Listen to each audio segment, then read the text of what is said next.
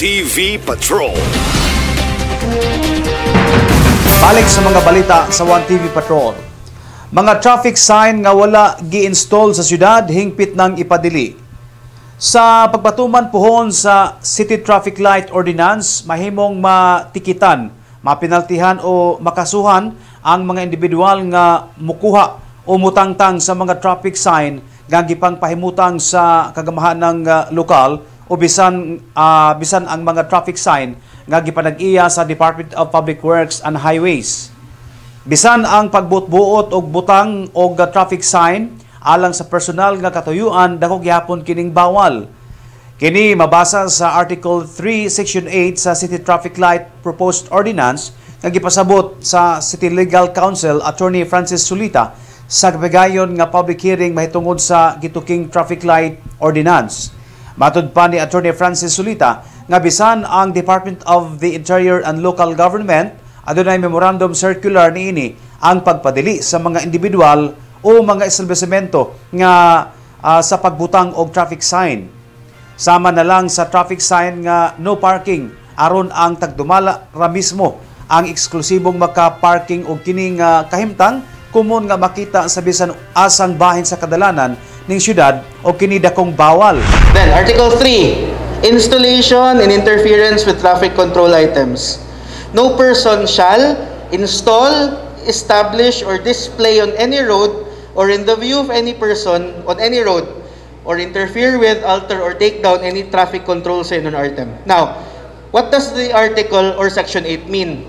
If there is a sign established by the LGU or any competent authority like the DPWH, no person is allowed to take them down as they please. Dili ko ganahan nga sign, ako ning kwaon, ako ning tabunan.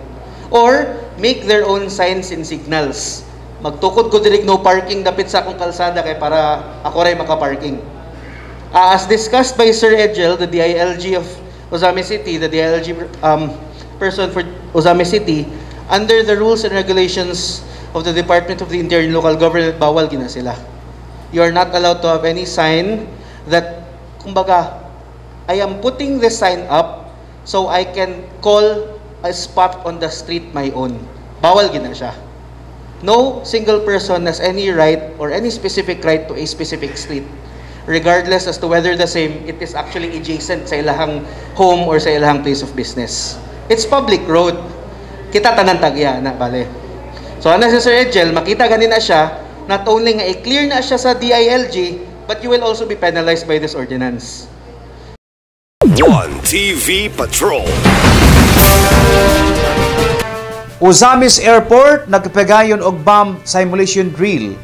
Usa ka simulation exercise ang gihimo sa Ozamis City Airport dili pa lang dugay. Nining higayon na ang gitun-an nga senaryo sa ni partisipar nga mga nasyonal ug lokal nga buhatan sa kagamhanan mao ang bombing incident. Usa ka drama sa pagpabuto sa bomba sulod sa Ozamis City Airport ang gihimo og ang angay nga himuon sa mga security personnel og sa mga personnel mismo sa airport human makadungog sa buto. Ang himuon sa mga resident security personnel sa dili pa moabot ang responding team sama sa PNP operatives, explosive ordnance team, medical team, fire truck ug uban pang grupo aron mohimo og seguridad sulod sa incident area.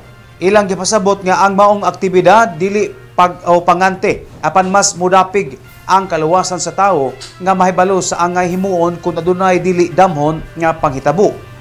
Gipasalamatan usab sa Aviation Security Group o sa Airport Management o sa CAAP ang presensya sa local government unit o ang presensya sa mga barangay official gumikan kay dako usab kini og papel sa posibleng mga kalamidad nga gama sa tao o kinaiyahan.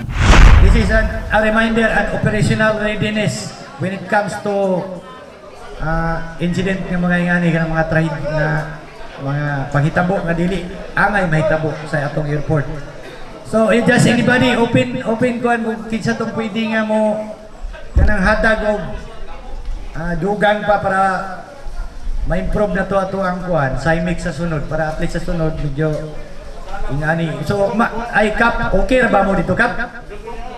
Lagi salamat kay Kap na mo sa inyo ang kuan cooperation ba. At least kabalo na ta kung sa itong tasking when it comes to mga ngani nga mga panghitabo. So situation ba palayo na pod. IOD lang daan na mo inyo. Si Kaap mismo naa sila. Kami daan naa na pod, no? So isog as na ata. Unya putting everything together is a really a very big challenge. Dako kay na nga challenge. However, bisan pa kung sa kadako nga challenge because we are given this opportunity nga makadrill. A drill, no? Gives us a better chance of surviving kung doon naman gani mahitabo, no? So taas ang chance because makaingon ta nga uy, nakakuan mi ani, naka-go through mi ani, no? So for everyone, no, sa tanan nga mga naka-participate ani daghang kayong salamat. Ingon pa nila, failure to plan is planning to fail. Muna ato dapat timanan kung naatay mga i-anticipate ng mga incidents or unsa man dapat iplano gud nato daan. Kung sa ato mga activity, iplano gud nato daan kasi failure to plan is planning to fail. So just an input, basically I would like to congratulate tanang mga participants sa atong simulation exercise karon. 1TV Patrol. Barangay official sa Labo mihimo og safety measures sa Labo River Footbridge. Anang detalye ni Johnny Tommy. Mihimo na karon og temporaryong solusyon ang mga barangay opisyal sa Labo Uzami City aron pabilin nga luwas sa mga mutabukay sa Labo River ang Labo River Footbridge nga na mahimutang sa Purok 2. Dagkanayon si Kapitan Elvira Maligon, lunlong tao lang ang mahimong makatabok og hingpit ng gidili ang pag-agi sa mga motorsiklo nga dunay pasahero o mga kargamento gumikan kay dili na kasaligan ang mga kahoy nga salog nini.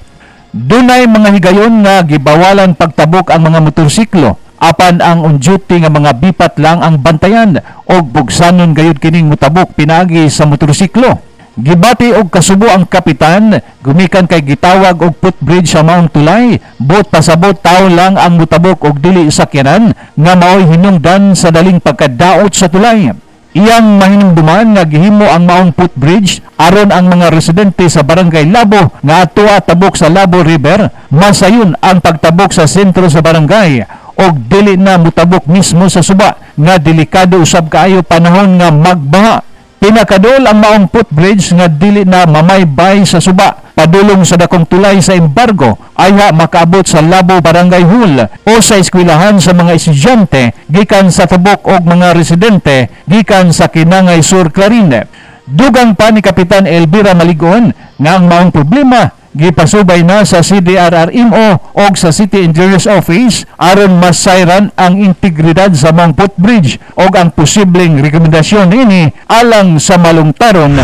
Sige lang miga repair yun na sir.